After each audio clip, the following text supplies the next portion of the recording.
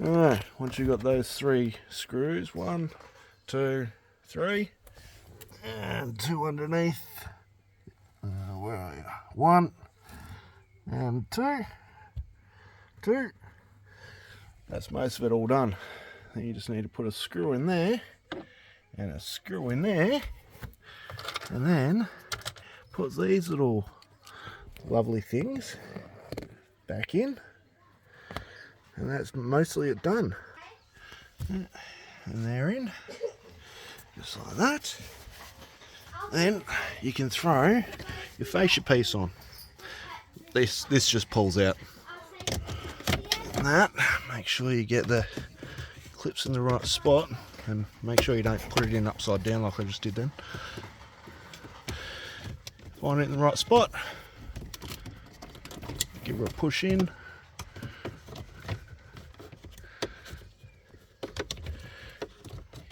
give her a push in, there. Alright, that's that part. Okay. And it opens, piece of pus. Next part is to fit this bottom section on. This one here. This plug just plugs into this component here. This little footlight. Once you put that in, you turn it clockwise, it locks itself in. Then there's 2 screws and done. And voila! I told her a lie, there is no screws, they're just those white clips. So the bulb's in, that little plug is in that little module up here, which I have no idea what it does. And that is all done. So, and if you're somebody over 6 foot tall, good luck. This is a fun job. Alright, I'll be back in a sec and I'll show you on the driver's side. Alright, so this component, well, you can see what that is. This is your foot vent tube. That's just held on by 2 screws, which go in. It's hard to show you. Yeah, you'll see when I put it in. And this is just your bottom piece. You can see where the little light goes. That's on at the moment. And that's, you know, sits where the steering column is, just there. These pieces just fit here. I'll show you that part once we get to it. It's pretty easy. But if you haven't seen my other video, you have this actuator here, which goes to there, and then you have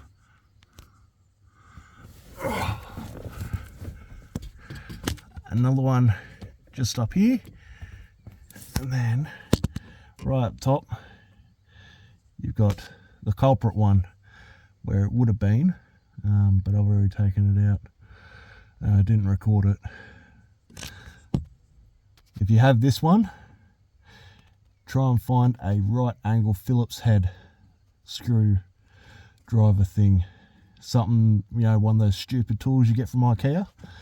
That would have been fantastic, because that top screw, even a stumpy Phillips head, I couldn't get to it properly. It also didn't help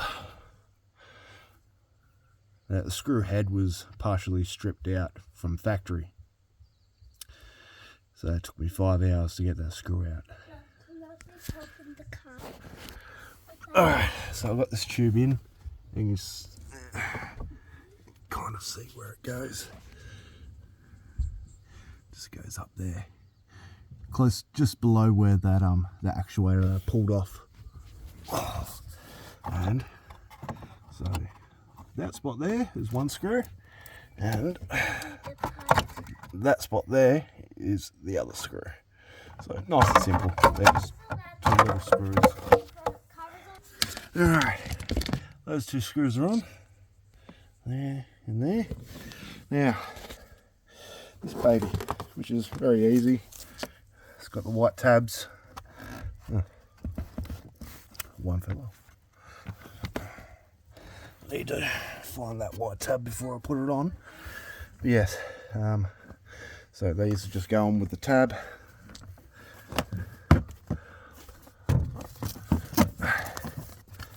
And then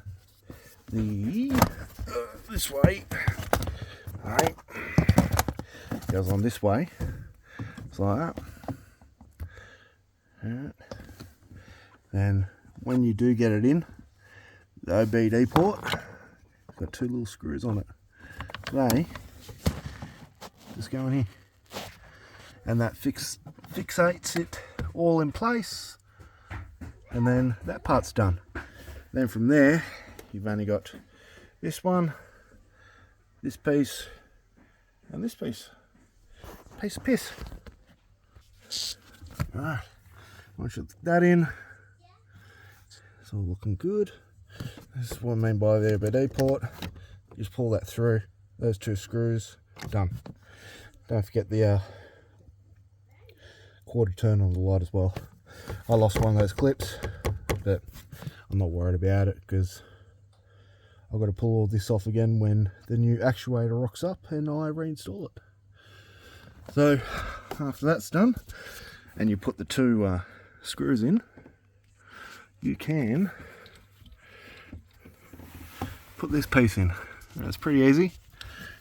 You got this white bit here, that one is in there, which I need to pull out before I put this back on, but they just pop out. See, they do come out sometimes, so you just pop them back in.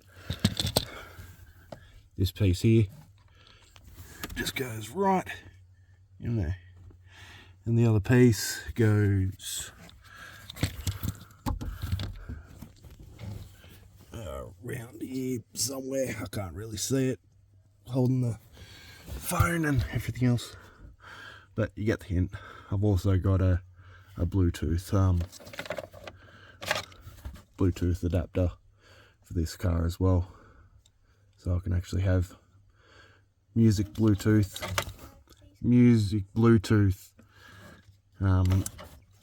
with the car without spending several $1,000s on a new upgraded head unit.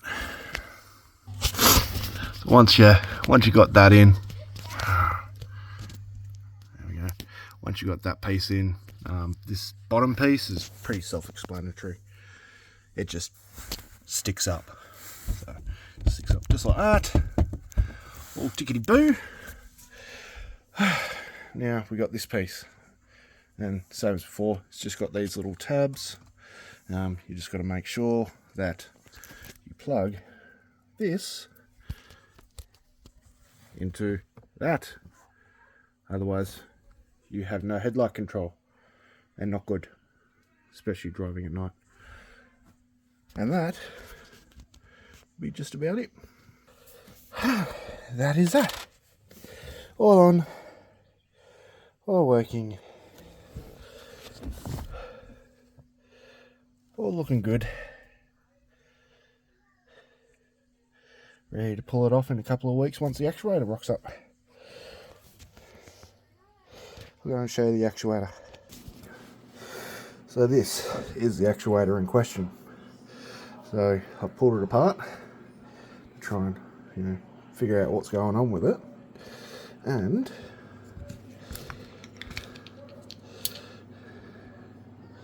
that right there is causing all the dramas. It's that part of that gear that's just broken off, and she's just going tick, tick, tick, and not moving, which means I've got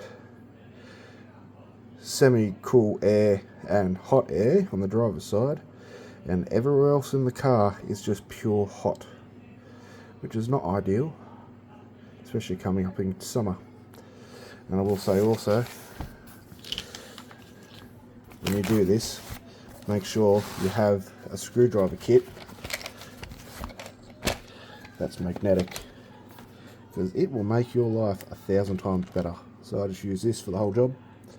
And these little bits, it's all magnetic. It's iFixit kit. I've had it for years. It is worth every penny. It even comes with your plastic prying tools, which is what I use to pull apart the actuator. Actuators are on eBay for about 50-60 bucks, brand new from China. So yeah, that's it. Enjoy, have fun.